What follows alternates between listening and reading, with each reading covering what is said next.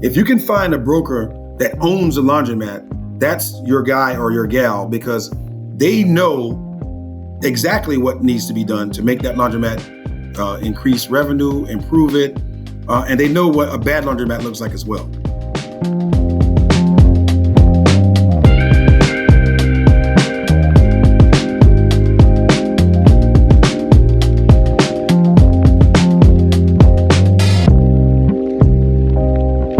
Welcome to Quest for Keys, where we highlight key moments in entrepreneurs' lives that unlock doors on their path to success. I'm your host, Hoan, and joining me is the ever-inspiring Alvin. And our next guest is a super successful serial entrepreneur. He went from playing college football to sales, then starting his own businesses, which include real estate investing, laundromats, and even a medical device company that focuses on using stem cells to promote skin grafts. He's located in the Los Angeles area and operates his business across the country. Help me welcome the super successful Aubrey McKay. What's up, brother? Oh, thank you. That was quite the introduction there, sir. How are you guys doing today? You did the work. So here we are, just asking you the questions. Okay, yeah, man. Let's do it. So, dude, I just want to welcome you to our podcast. You know, you are someone that I feel kinship with because you and I kind of share the same energy of, I think growth and variety. I think you and I both have that passion for entrepreneurship, and you definitely have the energy that understands what I go through, because we talk about this a lot, about just kind of what people think we're chasing a lot of, let's just say, dragons instead of squirrels. But yeah. Absolutely. So yeah, man. So we're going to dive in real deep. So let's start with, where do we start here, man? Because you got a big background. So let's start with just college football. What was that like? Man, college football is an indescribable experience. The best way I could put it is being on a world tour and being a rock star. And everywhere you go, you're the star. That's the first introduction to, shall I say, living in a glass house that I have, because everything you do, everything you say, a walk to the local pizza parlor is a thing, and it can be a very big thing. So you have to be cognizant of what you do. But it was a very, very good experience. It prepped me very well for, I guess, career beyond my college days of football. What would you say was the thing that helped your businesses from the college football days? Like what lessons did you learn?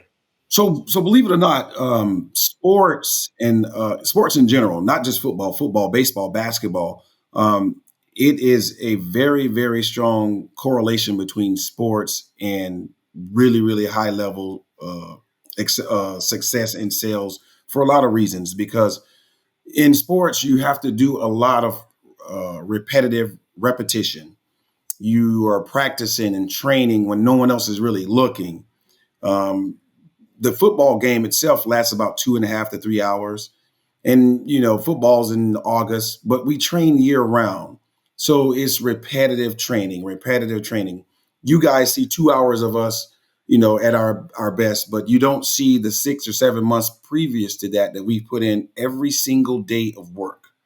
So what I did was I simply just took the football version of Aubrey and turned them use that same drive and made it the business version of Aubrey. That makes a lot of sense. Yeah, because as real estate investors or whoever, people just see us on closing day. Look, we just bought an apartment building. We just bought another property, but then they don't see all of the preparation behind the scenes, where they don't see the talking to the sellers, talking to the agents, talking to lenders, talking to private money lenders, talking to contractors, and doing all of the negotiation behind the scenes, and preparing ourselves to be able to do closings like that. So yeah, what you're saying is pretty cool. So if a person was, say, not in sports, what would you say to them that they need to prepare for if they were going to get into businesses just like you? Actually, before we get into that, tell us about the businesses that you have. You have a laundromat, you got the real estate business, and then you got the medical device sales or skin grafts and such. Tell us about how you're managing all three businesses. How did you start all of them? Did you start all three at the same time? Did one build off the other? Like, how did that all work? So everything worked off of the medical devices. The medical devices was, the brainchild of all of the other things. The other thing, the laundromat, the real estate. I grew up in real estate. My dad was a real estate agent. He was a real estate appraiser. He built houses. He flipped houses. He bird houses. So I spent a lot of time with my dad working on houses. And I got a lot of my knowledge of real estate growing up and watching him, take a house and it could be burnt down or almost falling down, and he'll build it back up basically himself, and with the help of a small crew. So I knew at some point my life would involve real estate. But when I got to playing football, there were obviously was an opportunity for me to potentially go to the NFL, but that didn't work out. So I went to the medical device side, and once I got going in the medical device industry, I realized that that was a high level sale, basically, which generated quite a bit of revenue. And so what I did was, when the opportunity presented itself, my company closed. The last company I worked for was a wound care company. And that's when I took the opportunity to just start my own thing. And it took me about 2 years to kind of get myself, grounded to where I can start to venture off into other avenues. Right around about 2015, one of my doctors introduced me to laundromats as a business. And so I started kind of doing my research and doing my due diligence in that space. And I just told myself, once I get enough capital, I would like to go into the laundromat business. And when that opportunity presented itself, that's exactly what I did. Wow. So you were in the sales of the medical devices. So you were already in the industry. Your dad gave you the background in real estate, and then some doctor just randomly gave you a tip of buying a laundromat, and then you were like, okay, right. And then so you went from doing the sales for another company to starting your own medical device company that did something similar. What is it that allowed you to make that transition? Because a lot of people work at a company, but most people don't start their own company even if it's within that same industry. What allowed you to bridge that gap? Well, my good buddy Alvin, he likes to talk about dragon slaying. I think it was necessity that made me do that. I was in a position to where my company closed. I had a small severance package. I did a few interviews for a few other jobs or other roles.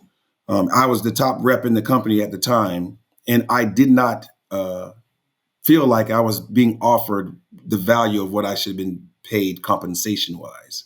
And I had a lot of relationships with physicians and doctors across the area. And so what I did was I was like, well, what I'm going to do is I'm going to continue to do interviews, but in the meantime, I'm just going to start my own brand. Literally started in my garage, getting up in the morning, making calls to some of my contacts, and then I grabbed one product that was a 1099 product, small product, and I had a few successes, a few wins with that. Once that started going, that's when I started to realize, well, wait a minute, you don't need a company. You can just do this yourself. And, again, my dad was always an entrepreneur. And one of his things to me was, your boss is never going to pay you enough to live right beside him. So I knew that eventually I was going to go that route. It just was a matter of at what point. So I like to unpack a couple of things here. So that's the one thing that makes an entrepreneur. It's not because it's um, ingrained in us. It's not like you're not necessarily born with it, but there's that confidence that starts to compound every time you take a swing. And you just said you took a chance, you did that thing, you had a little couple wins, small ones, but eventually that snowballed into bigger success. So that's the big lesson there, guys. Like, no one is born an entrepreneur. It's either you you try something and things just happen, and all of a sudden it kind of leads you in that path. So that's a powerful key moment right there, Aubrey. Um, And so, there's another thing I want to bring up. You said earlier that you went down the path of football on your way to going to NFL, but something happened. Can you tell us about that story? What was that dragon that you faced there that led you to where you are now? Because obviously you've probably ran into some failures there. That how were you able to get yourself out of that mindset? What a lot of people don't realize is as an athlete, you're running against the clock. I went back to college. I waited a few years between high school and college before I went back to college, which made me be a little bit older than some of my teammates, so to speak. By the time I got to the University of South Carolina. But in doing so, there is also lessons as you go along the way.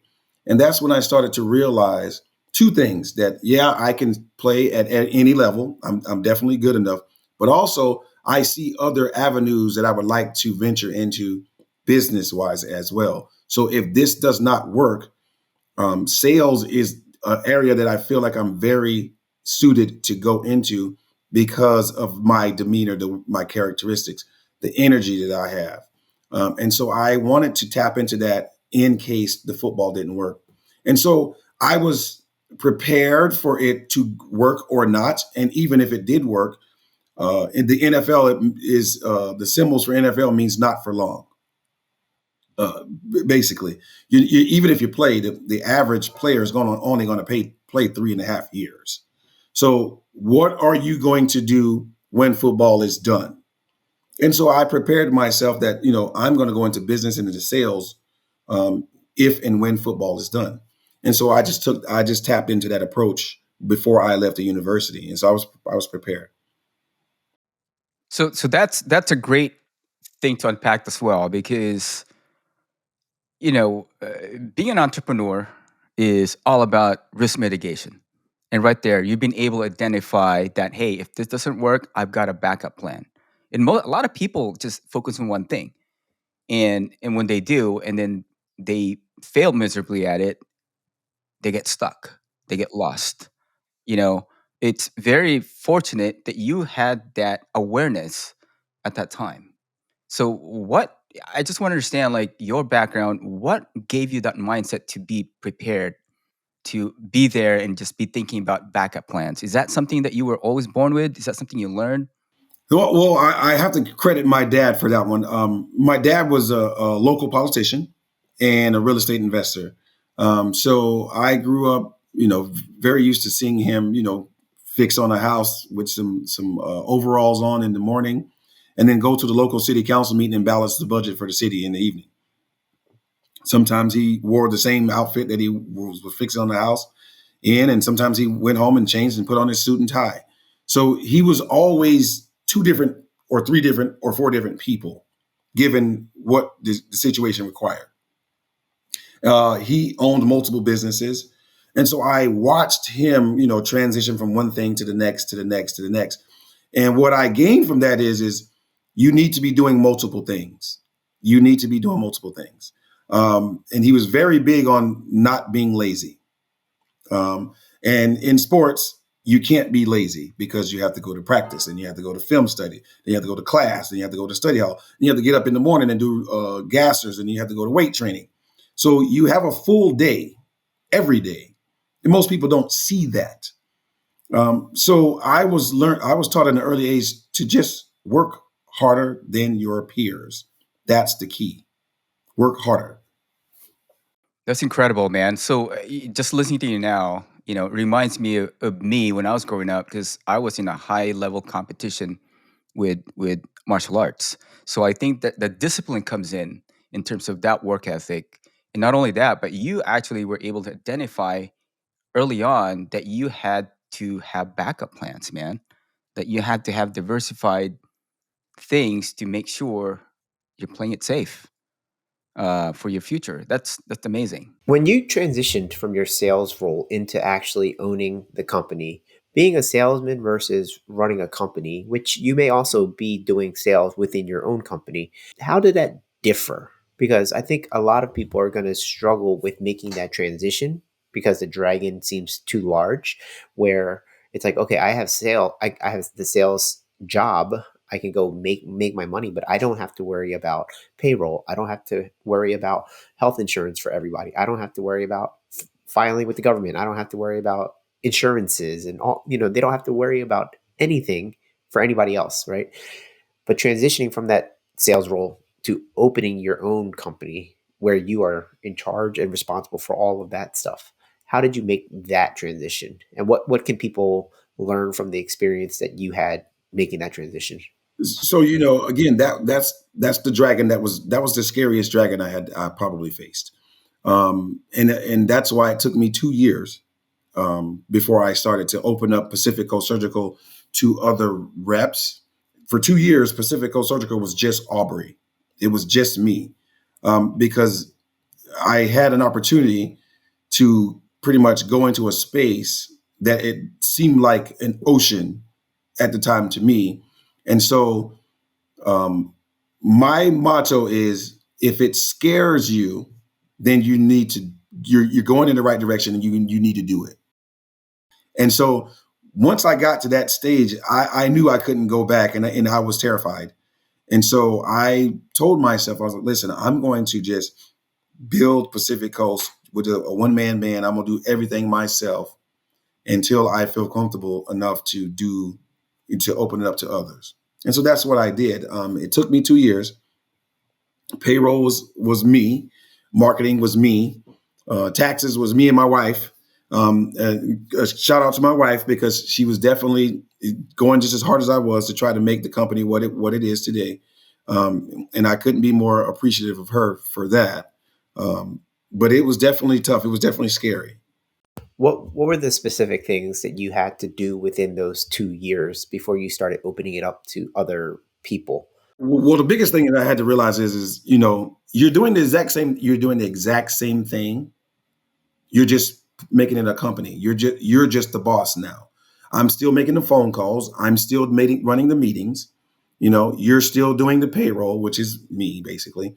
You're still, setting up accounts with manufacturers, which is, what a company would do. That was a little different. But other than that, you're doing the exact same thing. It's just a bigger scale. And so I had to train myself to realize, like, hey, Aubrey, you're doing the exact same thing. The only difference is you're the one talking to the manufacturer of the product and negotiating the rates, and not a VP of sales for this large conglomerate. And also, you don't need, competing against the strikers of the world is really not competing against the strikers of the world, because they have a lion's share of the market share, but you're a small business.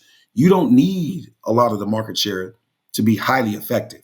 A small fraction of the market share, and you can still be very well suited to run your business and to grow it. So what you're saying is you're really rich. Like even a small little sliver No, is you bring a lot of I'm trying to get there. We're working on that part still. guys, as an asterisk, as a caveat. Anytime any of our guests say anything like that, just know they are super rich. They're just not saying it. So No way, boss. Not me. Not me. yeah, if you guys follow him on social media, he's always traveling to this other country, doing something, hanging out with like really successful people. Yeah. So Don't tell me, man. It's a secret. yeah, so then so your medical device company, it takes off. It does well. I'm sure you've had your fair share of like struggles and stress and things not work out and all that kind of stuff. But the success that you've had, the profits that you've made, that is what allowed you to do the real estate and the laundromats. Is that how you did it, or did you do it all concurrently? No. Pacific Coast is the cash cow that allowed me to spin off on my other projects. A Squared Investments is my real estate company, and that's a brainchild of Pacific Coast. The laundromats is another system that, again, since 2015, I've been following. I just realized that, it is, quite a bit of capital up front to get one and get it going successfully. That's a brainchild of Pacific Coast. Everything spins off of Pacific Coast Surgical. Got it. And then with the laundromats and such, you have a couple of them now. You're looking to buy more of them. Yes, very much so. I see McKay Vending Services is the outfit that houses the laundromats, the laundry system. I could see easily 5, 10 laundromats in the next 5, 10 years. Wow. So you like laundromats that much, huh? I do.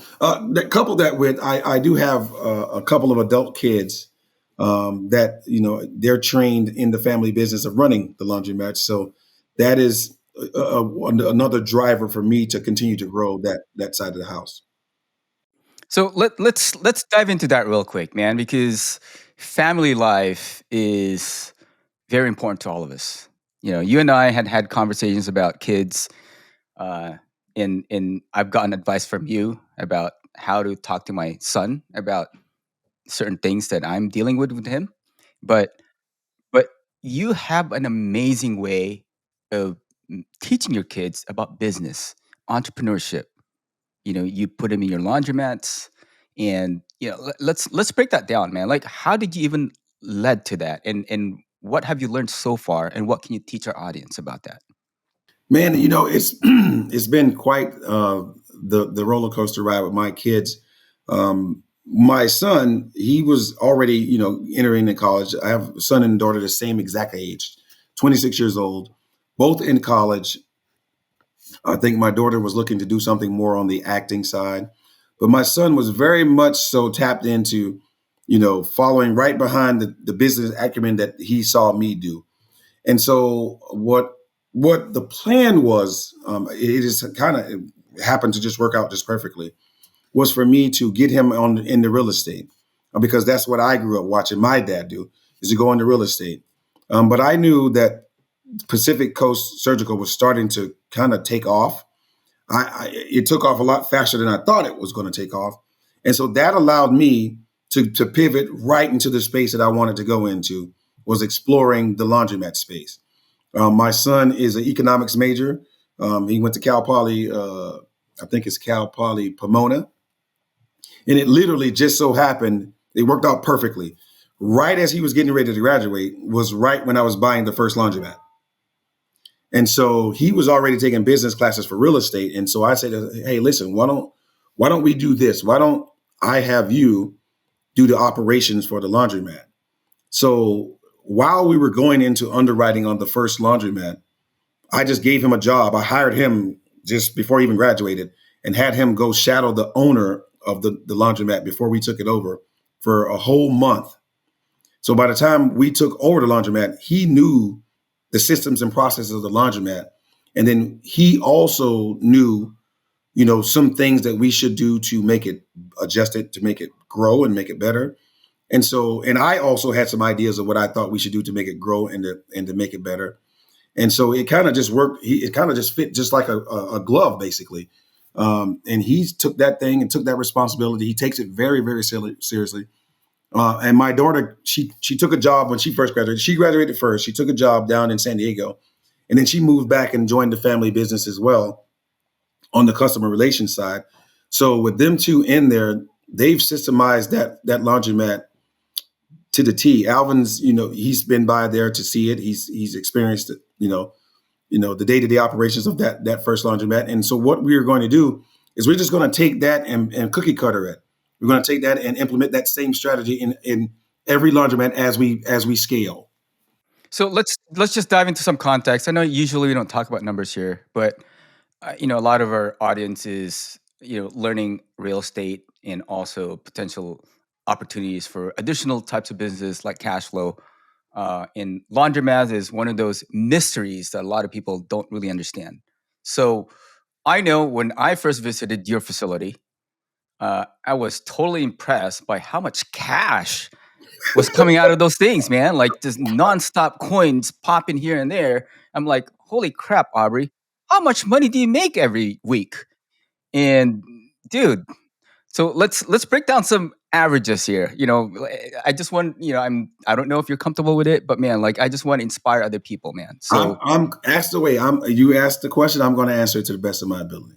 all right. So on a weekly basis, how much is a laundromat that you have? Let's just talk about maybe, I don't know, like describe that laundromat, medium, small, large, in how much cash does that actually make on a weekly basis, on an annual basis? So the laundromat that you went to is, I would consider that a large laundromat. It has about 65 machines in it.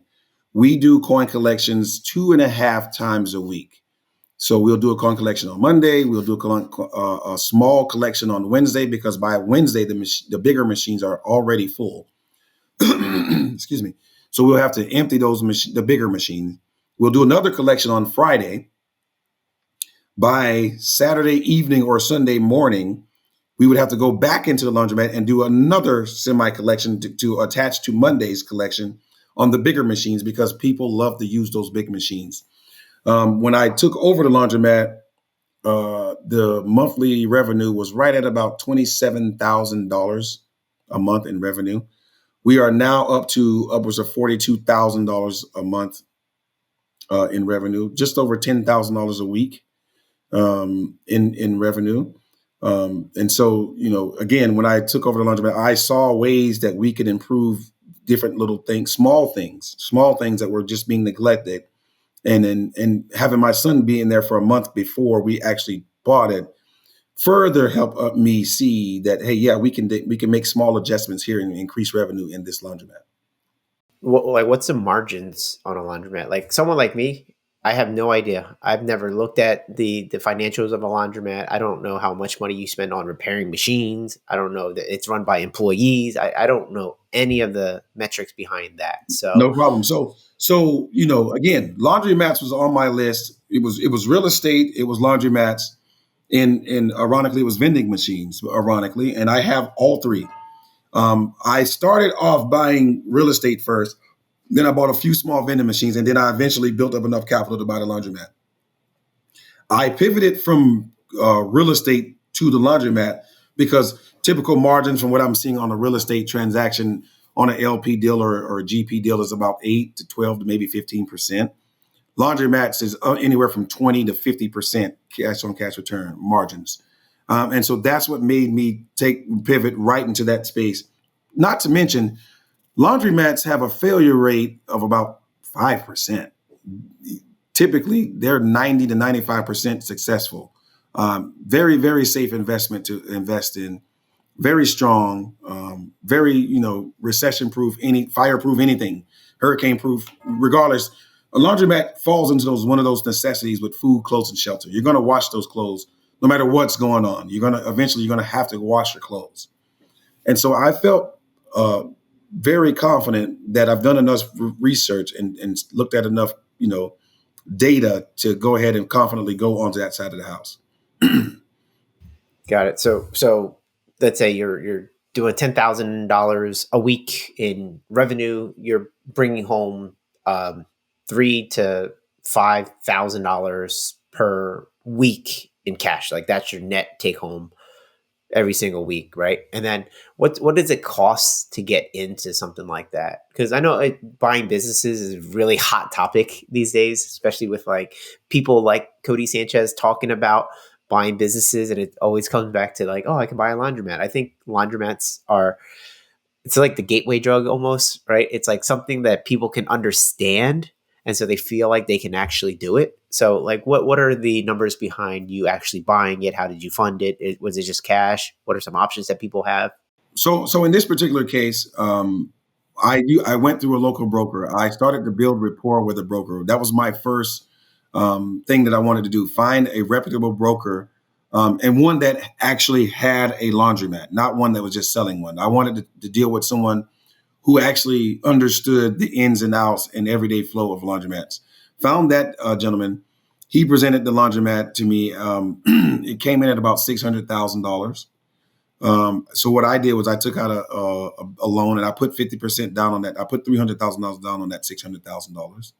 The other thing that is unique about laundromats is you can, just like in apartments, you can force the appreciation. What do I mean by force the appreciation?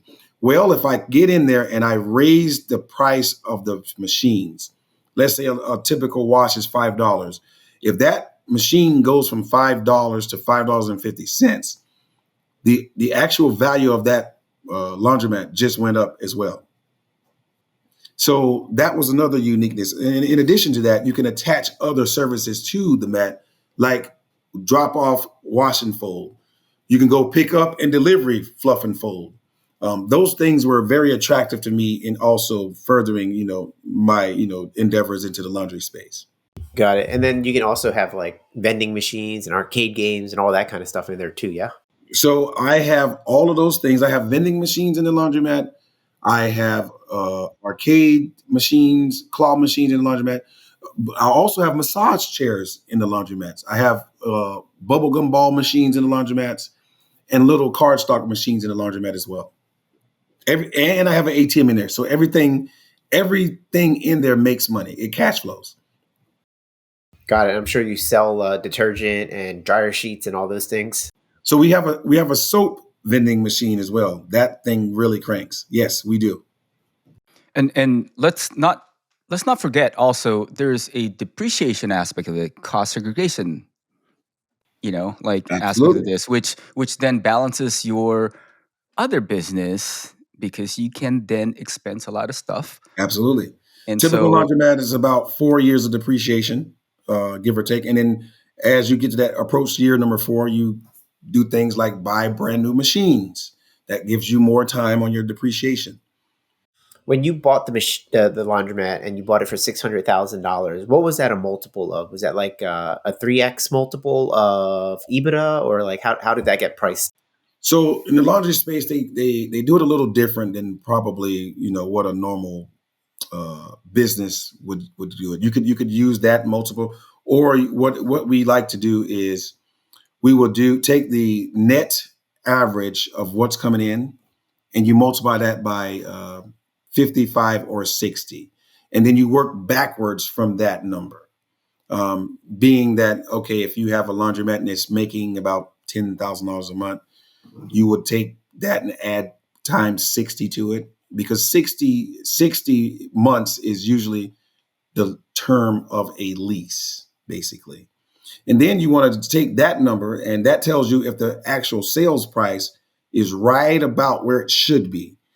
And then once you get that number correct, then you want to go into the laundromat itself and look at the age of the machines. And then you kind of deduct from that. In this particular case, the age of the machines were within the margins, with the exception of maybe 5 machines or 10 machines. So I naturally, negotiated a lower price point right down to the 600,000 with the seller, because those machines needed to be replaced within that 60-month time frame. Got it. So brand new machines, they have a 60-month life, and then if they're 2.5 years old, then they only have half a life left, and then you can put a value on the machines. No. The machine should last about 15 years. The lease for the actual building, the space, the mat itself, because a lot of times when you're buying a laundromat, you're just buying the business. You're not necessarily buying the actual the building. Usually the building has an owner, and they're 9 times out of 10 not going to sell you the building. And if you do find one that will sell you the building, you probably want to seriously consider buying it if the numbers work. But typically, you're going to just buy the business inside the building, and you're going to be on a lease with lease options to the owner of the building. So when you were doing your math and you were saying like $10,000 a month times 60, right? So that's a 5-year. That's a 5-year look for like the $10,000 a month times 60, right? So that would be what's 600,000. Right. So would you say that's how you would price it? So if I found a laundromat today and I said, okay, what are you guys bringing in? And this is gross numbers, not net numbers, right? These are net numbers. Net of what then specifically? So it'll be net of what's coming in, net of what the laundromat actually brings in. Right. So employees, maintenance, lease, utilities. Correct. Right. So you want to get to the number. You want to get down to the number to where, let's say, for instance, the number is let's say 30,000. So once that number, you got to take out the light bill, the water bill, the lease agreement, the employees that you're going to pay, soap, advertising, maintenance, and let's say you get down to the number is 10,000. The number that they're claiming that is net is 10,000, for example. So you take that multiple and you say you add 60 to it. Got it. So it's five times the NOI. Then it sounds like. There you go. And then once you get that number, that tells you that, okay, this individual is selling the laundromat right around the right price. So now you take the next step is to go inside the laundromat and figure out the age and the conditions of the machines. Because you're buying it at the $600,000, with the expectation that all the machines work, they're in good operating condition, and they can last for at least the term of that first lease, which is 60 months. Got it. So from what you've shared so far, if you're bringing in $10,000 a week, and then let's say 50% was your margin, your NOI is $5,000 a month, and then we multiply that by 12, we get the annual figure, and then whatever it was, that's 5,000 times 52. 5,000 times 52 equals $260,000. That's your net NOI. And then I multiply that by 5. So what I'm getting is $1.3 million. That is what the valuation minus your laundromat. Not the annual, the monthly. It's the same math, right? Instead of multiplying 1 month by 52, you're multiplying 1 year by 5. Give or take. Right? Give or Yeah. take. Give or take. So then, so your valuation then, based on how I did the math, is $1.3 million, and then you would subtract the value of any of your machine's life off. Like somebody would come to you and be like, "Hey, I see that half of your machines are, near the end of their life cycle, so I'm going to spend $30,000 on machines or $100,000 on machines, whatever," and they would chop that off of your 1.3 asking.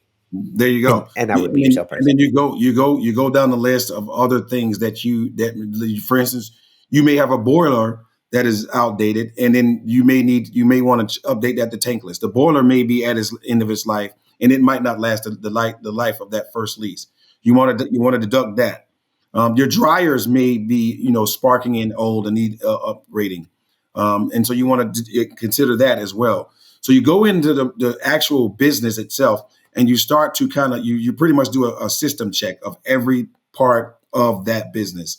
Make sure everything is in good operating condition, and it can probably last for at least 5 years. Got it. So it's not very different than real estate investing for like larger assets, where I'm taking the NOI, I'm dividing by the cap rate, and then I'm also subtracting any future CapEx, like a roof or whatever it is, right, for the real estate property that I'm buying. So I'm subtracting all the CapEx off of that sales price, and then I go, okay, here's my offer. So you're doing exact same thing. Got it. And what's a financing breakdown on this? Like, how do you get financing on this? So they have in the laundry industry, they have a few laundry specific banks or groups that would finance in addition to seller financing. Eastern Funding is very popular outfit out of New York, Manhattan, I believe it is. And they specialize in laundromats, financing for laundromats. That's who I went with for the first laundromat. I bought the second laundromat cash, but the third laundromat is going to be a very, very big one. And so I'll probably go back with Eastern Funding for that acquisition. So just to clarify, that's the one that you and I are investing in, right? No, not yet. Damn. It's the fourth one, Alvin. It's the fourth one. The third one is just still me. This guy keeps teasing me. I was hoping that like bringing him on this podcast would like bump me up a little bit, but man, this guy is twisting my arms about partnering on the laundromat. So I've agreed to me and him kind of dancing on one, but I want it to be a very big one so Yeah, that they he can say see profit. rich people are stingy. I see what they mean, man. Holy moly. Jesus Yeah, Christ. Oh my God, you guys are too much. it's terrible. It's terrible. Oh my gosh. You give rich people a bad name, Aubrey. I'm not rich. I'm trying to be like you guys when I grow up. Man, I've been eating rice and beans for the last 3 months. You're Just gonna for the record, he said the fourth one. So the fourth one, the fourth there you one, the go. fourth one. We got Definitely, a witness here, man. This is yeah. a verbal contract. Aubrey, you gotta syndicate that fourth one and allow other people to be in. Man, you laugh, but I've thought about that. I've thought about You that would sound be like something you that sound would like be. Alvin. I've thought about it. That would be something that we would probably grab 4 or 5 of them all together, and we would be upwards of $3-4 million. And I prefer JVing than syndication. And so do Um, I. yeah, I don't. I'm not a fan of the syndication. I highly prefer JV. Why is that? Let's go deeper into that because it's all a philosophy, right? So your philosophy is you like JV versus syndication. Tell people what the difference is and why do you see one being better than the other? Well, for starters, if we're JVing a deal, the cash on cash up front is going to be better, and the cash on cash on the back end is going to be better for the partners in the JV deal. You're going to be able to pull out and churn more money to that group on the JV side at a far higher number than you would if you just syndicating the LP in the deal. So I'm all about big, big, big, big. Let's do it. Let's do it big.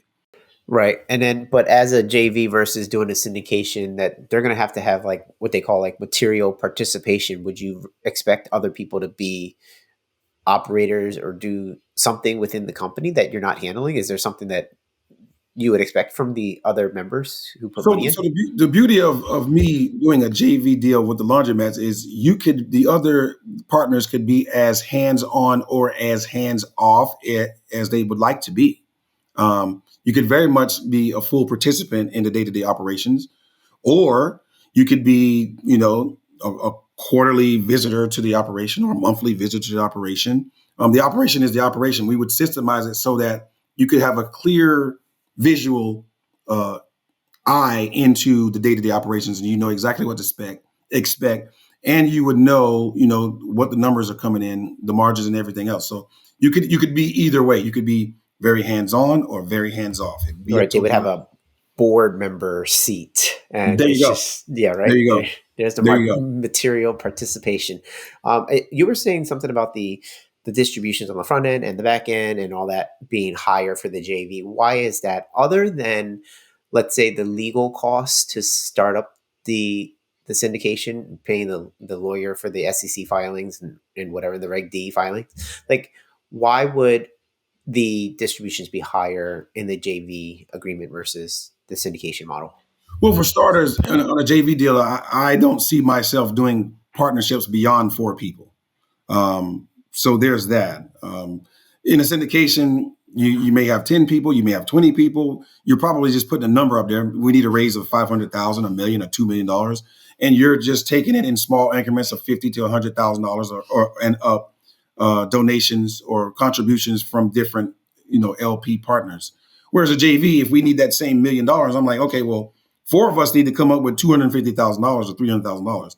You're putting in a bigger piece of the pie. You're taking a bigger risk, but the reward is going to be bigger on the front end and the back end too. Okay, so really what you're saying is from like a volume standpoint, because the percentages could be the same, but it's just like you're requiring your JV people to put in a much larger investment, 250, 350, $1 million even, versus having 20 people give you $50,000. And so if they give you $50,000, even if the percentage is the same, the quantity of money that they get just looks smaller because it's less. It's the same return on less money, so it's less return seemingly. Well, I see it as, when we're doing a JV deal, these people are going to be much more, involved, much more interested in what's going on. They're not going to be. I'm on some LP deals. I'm on some GP deals. I'm on some JV deals. I'm much more involved in the JV deals because I put up more capital. I took more of a risk. I took a bigger, uh, risk, so to speak. in that deal. So I'm all hands on deck to make sure that thing goes. I'm still on deck to make sure the LP deals go, but I'm not as involved as I am on the JV side. Yeah, so because you don't have the material participation that I was talking about. The other thing you could do, and it's just to challenge your stance on what you said with the liking JV better than the syndication, because the way I see it, it could be exactly the same. You could make the minimum investment for the syndications from the LPs $250,000. Like that could be the minimum, not the $50,000 or $25,000 that you see other syndicators do. And they don't have to have the material participation because they'll be a limited partner, but that's up to them to say that, hey, I don't want to do anything. Like there's a lot of people who are like that, but you would be just collecting a larger investment from those people. So you can set that. And then in terms of the return that they would be getting, you can give them more. You can give them a higher percentage of the equity if you want. So that the knob tweaking, that's totally up to you. But with the syndication, if you wanted to do even more laundromats, then it allows you to do so. And then also you have less cooks in the kitchen telling you maybe like what to do for the laundromats, because if they're all JVs, they have a say. The thing about the syndication is your limited partners, they're limited in scope of work, but also limited in what they have to say. It's kind of like in the movie The Big Short, where the one guy, like everybody was like yelling, sell, sell, sell. And he said, no. And he didn't have to listen to them because they were all in that limited role, right? He had the ultimate control. So you give up a lot of control doing that JV route versus the syndication route. The only difference that I really see based on what you just shared is that you have to pay for a syndication attorney. But if you're doing a JV, you're going to pay for an attorney, or at least you should, to create the JV agreement. It's the same thing, it's just slight nuances. But now you can go even bigger with the syndication. If instead of wrapping 3 or 4 laundromats together, if you wanted to do a 10-pack or something like that, let's say you met a guy who's selling his whole portfolio of laundromats and it's 20 laundromats in there, you'd be able to take that down versus like doing it with the JV, where if you bring on 4 people and it's like, hey guys, I need you to bring 5 million each. It's like you cut the pool by a lot. So doing it the syndication route, you can raise from a lot more people to do something like that. No, and I completely understand that, but then that takes me to an area that I don't know if I really, really, really want to go, because even in your model, it sounds like I still will be dealing with, not as many people that I have to actually, that have a say, but still a lot more people. And I don't want to have to deal with too many people that I still, even in the LP, I still have to give them some sort of reporting monthly or quarterly. I would like to keep that number. You're meeting anyway. JV, you're meeting monthly or quarterly anyway with the other partners. Right, but I don't want to meet 20 people. I only want to meet 4 or 5. You don't actually have to meet with your LPs. You send them the report. Right. But I have to send them reporting of some sort. I have to give them some sort of reporting. AI would write up the whole report. Like you can do a Zoom meeting and then it'll do the summary. So don't let that hold you back, man. You run a medical device company, you run a real estate company, you run laundromats, and you're afraid of writing a report? Come on. Well, that's just it. I got so much other things going. But listen, to your point, I definitely will. That's noted. Rewatch this later, and you're gonna be like, "Damn, I was a punk. What was I talking about?" Well, I'm gonna give you one even better, hon. When we meet up at one of these meetings, we're gonna have a deeper conversation about that and tap into that. And if that's something that you think is a good idea, I definitely would be interested in exploring. I'm open to anything. That's all. Just be open. Oh, my bad. All right, get in line, buddy. Get in line. Don't tell Alvin that. Don't tell Alvin. Alvin's getting cut from this whole conversation. Yeah, get in line, man. That spot is reserved. But FYI, Alvin has the first, and for now, the only deal for a partnership on a laundromat. So totally. But you can change that though. But if you want to keep it smaller, I'm all about it. I'm all about like making I'm about to mute Hoan right now. Hey, he's a good salesman. He's running his kitchen. He is. That's why I have him on this pod, man. Man, I'm not even pitching. I don't want nothing from nobody. I'm just trying to help you get to where you want to go I love faster. it. I love it. Yeah, but I do love what you're sharing, because a lot of our listeners are thinking the laundromat or whatever kind of business similar to a laundromat, because they're just trying to figure out cash flow, right? They're on a quest for keys to unlock doors that allow them to create more income. So if you don't mind, let's go that route just a little bit deeper. I think what a lot of people are missing, a lot of entrepreneurs, a lot of people who are looking to be entrepreneurs are missing, is the need to look at existing businesses. Think about it. We're all, well, I would imagine. I'm only 21, by the way. Wink, wink. But I would imagine that all of our parents, if they're still here, are 60s, 70s. Some of them heading towards the 80s. A lot of these individuals have businesses that they started years ago, and they have a built-in customer base. They have, you know, steady income, steady flow of income, and it may be still outdated in the technology. It may not be, but they're at the age that they want to retire. And a lot of the times, their children don't want anything to do with the business, or they never, looked into that route, or they hate it because they had to do it when they were growing up, whatever reason. But there's a huge opportunity to tap into the existing business market that I don't think enough people are focusing on, instead of just starting a business, say, from scratch. And so, I can't harp on that enough. We probably should put a lot more emphasis on buying existing businesses. Should they do what you did? Talk to a broker? Absolutely. Absolutely. Would that be the best route? Absolutely. The broker should be the expert in that space or that specialty. They should be able to give you pointers. You want the broker to have already done some deals in this space, and they can articulate to you what is a deal, what a great deal looks like, what a steal looks like, and what a bad deal looks like.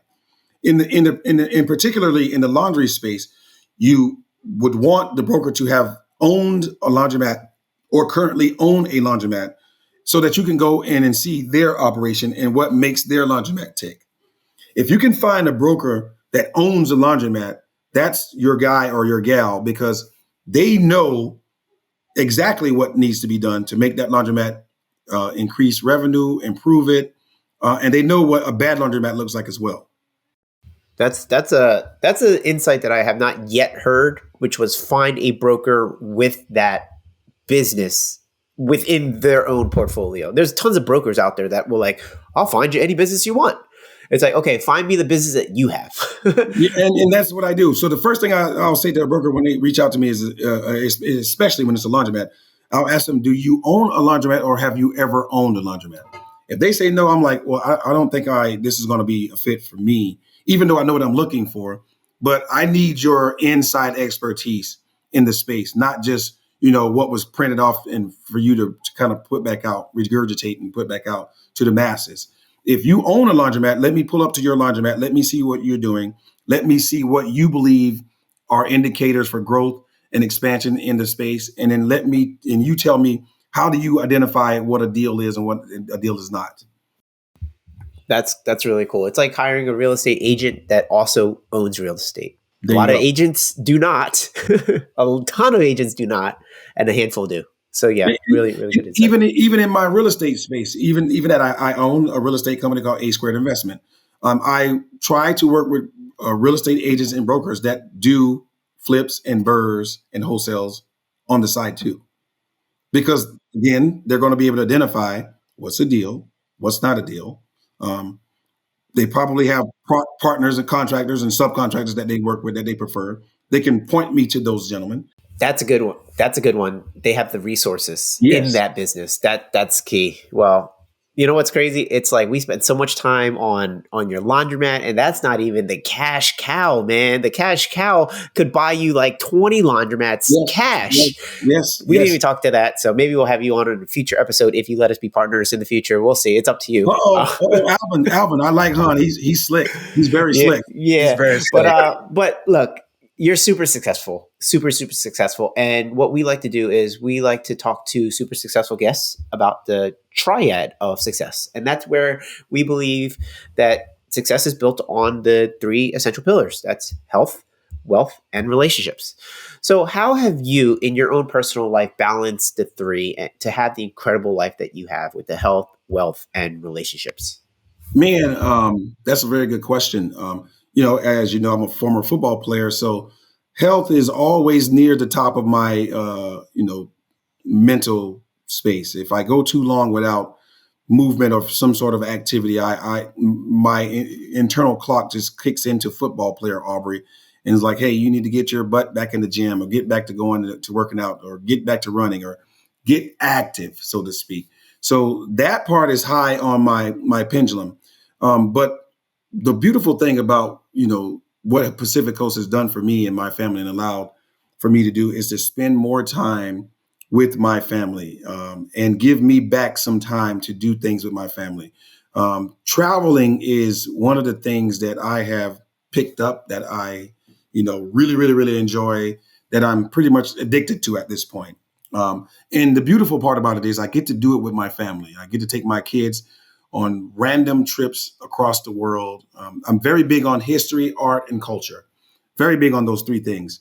And every time we travel, we tap into the area that we go to and look for some history, some art, and some culture in every area we go to.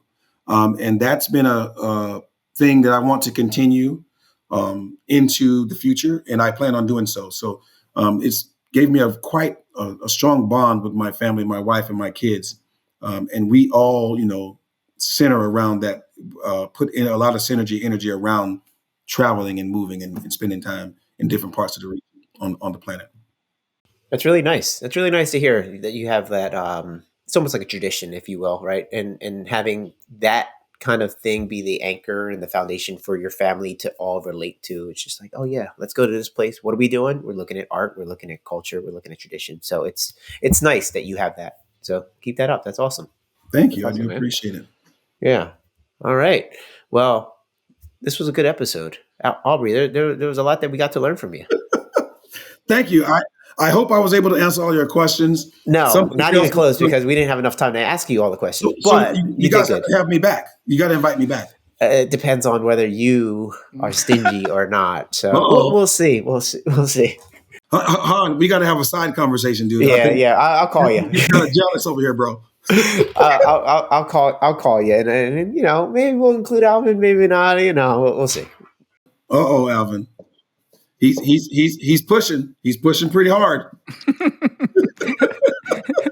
Nah, this was good. I appreciate all your insights for your business. Thank you for being very transparent, open with your numbers, things like that, because a lot of people are looking at things like laundromats to buy. And I think now people have a good idea of how to price it and how to find them and also how to fund them. So those are all the hard parts. Perfect. Again, my final statement would be, definitely tap into the existing business market. If you're looking to be an entrepreneur, look into existing businesses that are already running. They're looking to sell those things. They're there. Got it. All right. How can people contact you, if you care for them to contact you at all? How can people follow you? They're going to have to reach out to one of you two gentlemen and get my contact. You can get my email. That's probably the best way to contact me, because my phone's always ringing. And if I don't know the number, I won't answer it. So you can just reach me at aubreymckay@yahoo.com. Send me an email. That would be the best way to contact me outside of you guys, because you guys know me on a different level. But aubreymckay@yahoo.com would be the best way to be able to contact me. And if they have a laundromat for sale, definitely call you, right? Shoot a message Or to that email. send the email. I meant. Yeah, send that email, because I get so many calls, man. It would be just a nightmare. Yeah, well, send it to us. We'll underwrite it, Hoan. Okay. There you go. There you go. Send it to Home, that syndication you're talking about is starting to happen, bro. It's happening now, and happening. And then maybe we'll invite Aubrey as a partner. Oh, excuse me.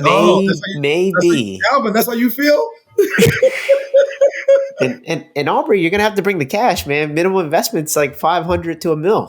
We There you can do go. that. As long as the There you numbers go. make sense, we can definitely do that. We can definitely bring that number to you. That won't be a problem at all. There it is. There There it you is, go. guys. We haven't even talked about his cash cow. You see how he's able to drop $1 million without even thinking about it? You're like, yeah, I got you. That's nice. Oh, it's nice to be in Aubrey's shoes. Man, listen, I got a few coins under the couch that I can probably turn over. Yeah, I'm sure you collect coins 2.5 times a week. So I literally collect coins all week. So yeah, there's that. bro, you know they got them cards, right? Where you don't got to collect none of the coins no more. Well then, how much money did you make, sir? What money? I didn't make any money. It's all coins. Oh. Hey, there you go. Why do you need depreciation when you just have bad bookkeeping?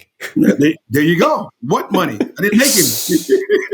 Cost segregation. I don't need that. I just need to have 2 sets of books. There you go. I got a bucket full of coins, and they're all in the laundromat. I didn't make any money. My man, I got you. I'm picking up what you're putting down. If you guys want to pick up what Aubrey's putting down, continue to subscribe and listen to our channel because Aubrey might come back one day maybe in the future. So If you guys will have me, it would be a pleasure. yeah, this was good. All right, Alvin, any last words for our audience? When are we buying that laundromat? Oh my I'm kidding. God. Laundromat number 4. I'm kidding. All right. Alvin, we should be right around May, June. We should There be you go, right there. guys. Witness right here. There it is. There it is. All right, Aubrey. It's official. This has been amazing, man. I knew you're gonna be a badass at this podcast. I am so happy I got you on here, dude. You've been an amazing friend. You've been hopefully going to be an amazing partner. And dude, I love you, bro. So let's keep in touch. And look, side note, you guys, this is my very first podcast. I've never done a podcast before. Don't worry, we've never done a podcast either. This is our first podcast. It's all about challenging those dragons, right? There you go. That's the dragon I just slayed. I never done a podcast before. This is my first one. So hey, we got that. We got to the other side of it. I'm versed now. There you go. Well done, sir. I guess it's a wrap. All right, that's the episode. See you guys in the next episode. Thank you. Peace. Thanks for having me.